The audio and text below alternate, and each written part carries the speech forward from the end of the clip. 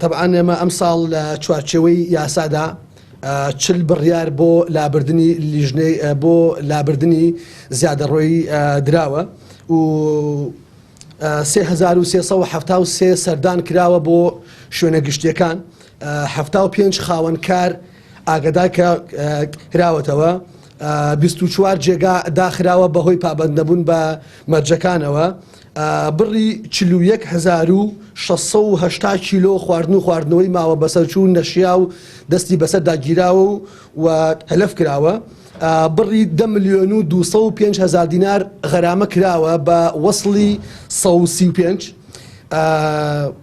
بڕی 4,087,179 لیتر نەوت دابش کراوە بەسەر سنتەری شار و